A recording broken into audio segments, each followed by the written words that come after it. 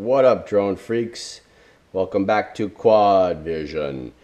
So today I received the Realacc Purple 215. It's a brand new frame from Realacc, and it just hit the Banggood website like 2 weeks ago. I just received it today. Let's take a look.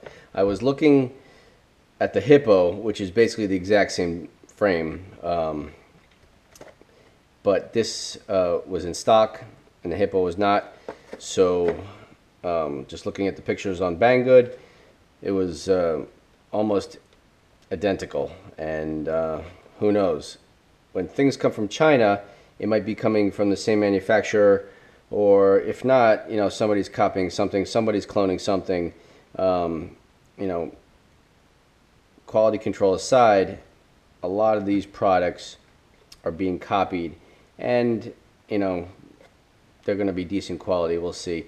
Realacc is a better known name. The Hippo brand was not from any particular brand name.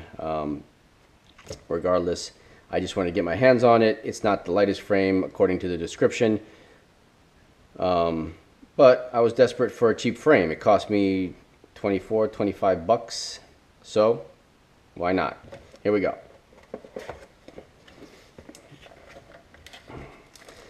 Alright, so the frame is a solid one-piece base plate.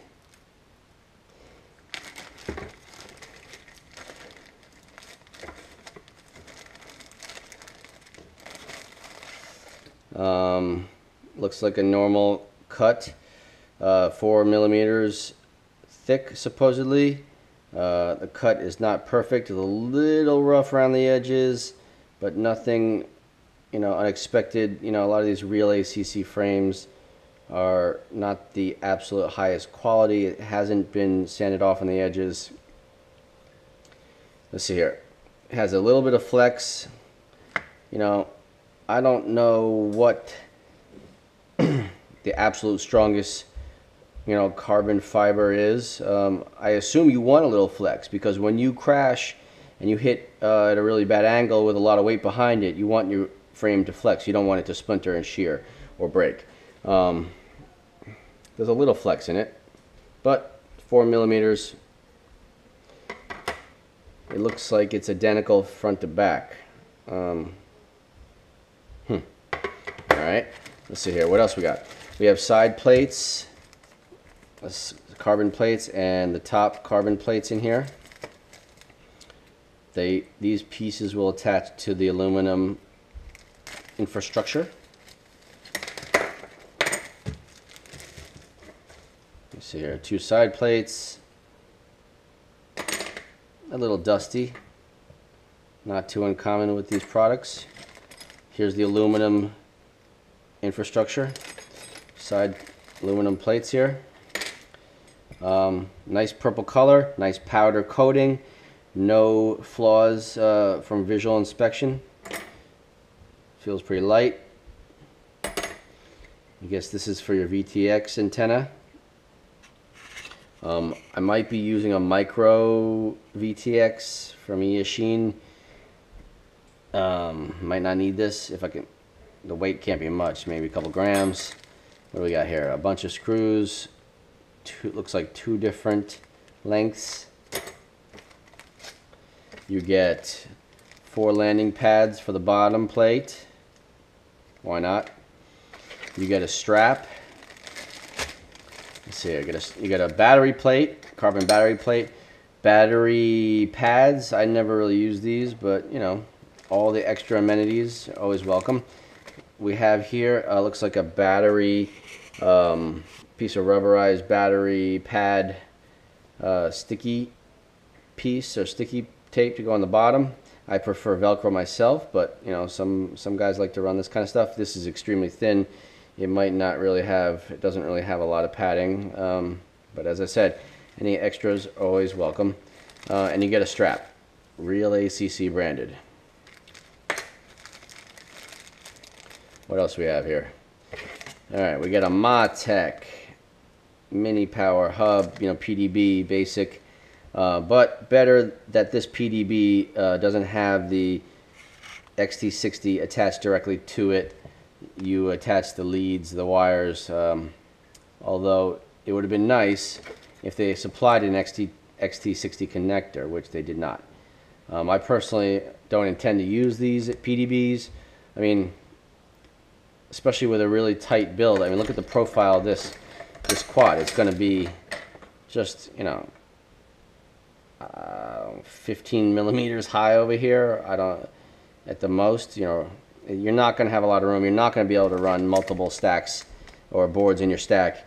You're really going to need components that have PDB and flight controller built into one board and or ESC. So I'm potentially going to run this all-in-one 30 amp Racer Star F3 all-in-one. I think it has OSD as well. I'm either going to run this or I'm going to run another flight controller HGLRC. Let's see here. Pull it out of my drawer. Pardon me for the delay. Here we go. HDLRC F3. This is a straight flight controller. Then I would have to run it off of PDB, I believe. Let's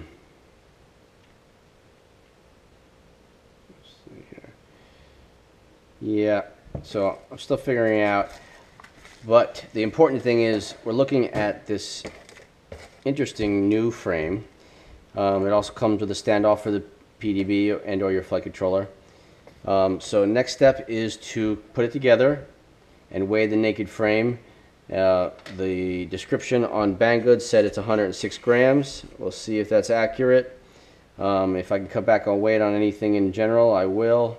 I want to use micro components, micro VTX, micro cameras, micro receivers if possible. You know, shave as many grams off as possible within reason, as long as they're still robust and solid components and compatible. So I'm going to put it together and spare you that misery, and I'll bring you right back to the constructed mock-up of the frame, and then we'll weigh it. Peace. Alright, here's the mock-up. It's a pretty handsome little frame, very tight, very little real estate.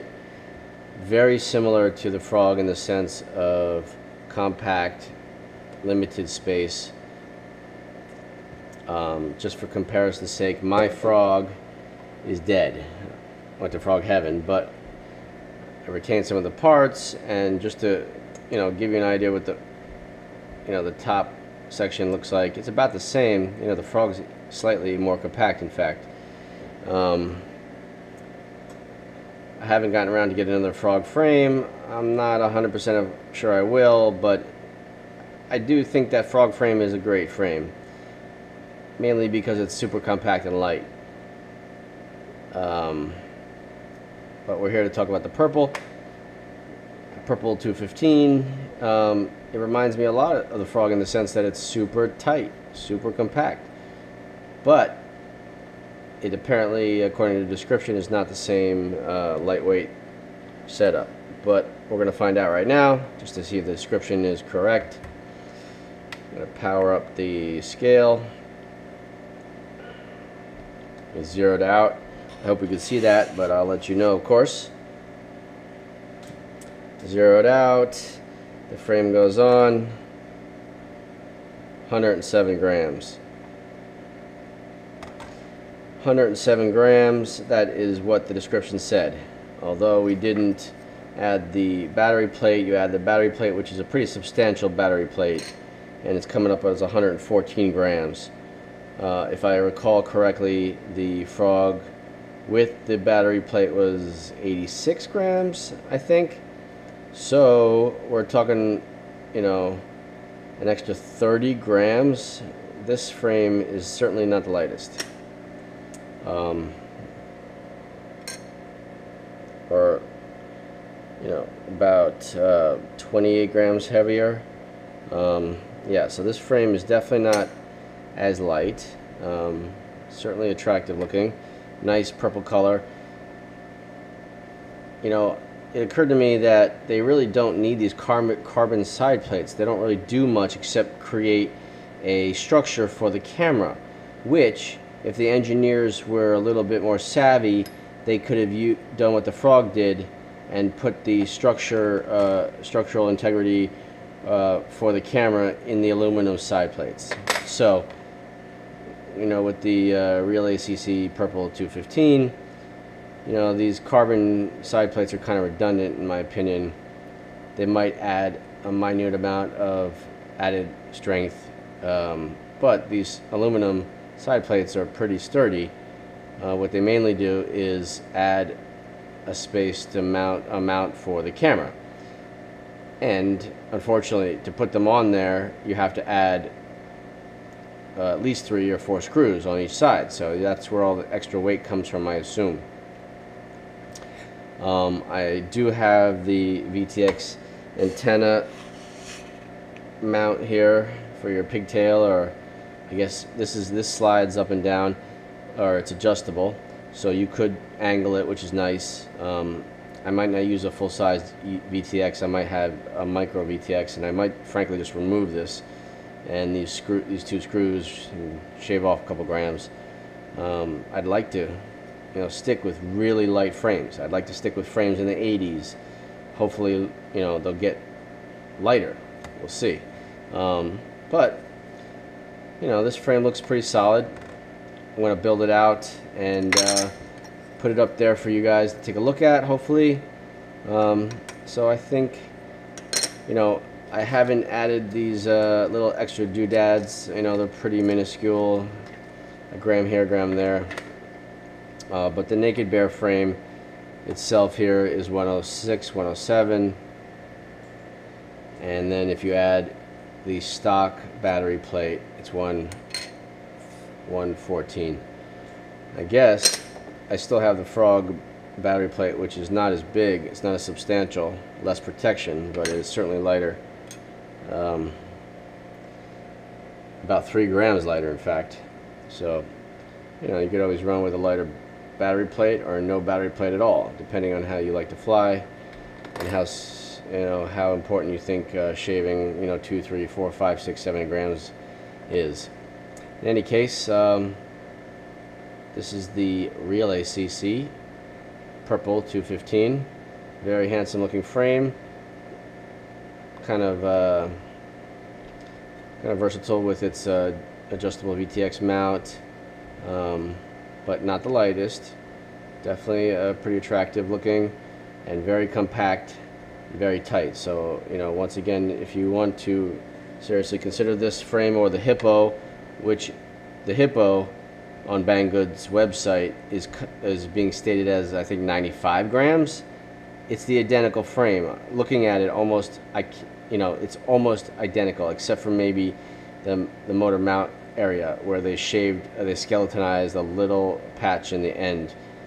So I honestly don't know, I'm skeptical that the Hippo is going to be literally more than 10 grams lighter. It's probably understated on the description, and you know how that goes with these websites.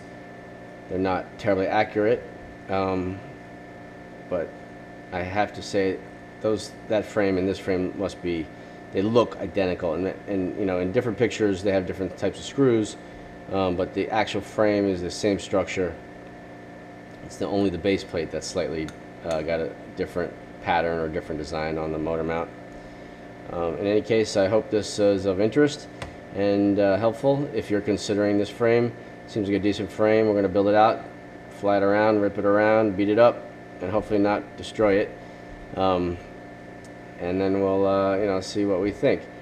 In any case, that's another installment from Quad Vision, and I hope this is timely. You know, I think that's a little bit more important at this point. There's a lot of excellent information out there from other YouTubers, other quad freaks out there. I just want to get some good information out there on something that might not be addressed by the mainstream quad review community, such as the Frog. Not a lot of reviews out there still, and this brand new frame from Realacc and its brethren, the Hippo, is out there, integrating both the aluminum alloy and the carbon frame. In my general opinion, I don't necessarily believe that aluminum is necessary. I think it's a little bit heavier, from what I understand, than carbon, and not necessarily a lot stronger. So given what we do with these these model aircraft, and the abuse they take, I don't know if adding aluminum really adds a lot of value, given the value of lightweight materials. Certainly looks cool, certainly looks attractive, gives it a feel of something more substantial, maybe an illusion of extra strength, but is it actually going to add strength or add something to your craft? Possibly not. But as in life, you want to the visual appeal is very important, whether you're talking about what you're eating or who you're dating or whatever it is. Visuals are important. Or what you're driving, or for that matter, what you're flying. The visual appearance is important, but at the end of the day, it's performance, baby. Performance! Thank you for joining Quad Vision. Peace out.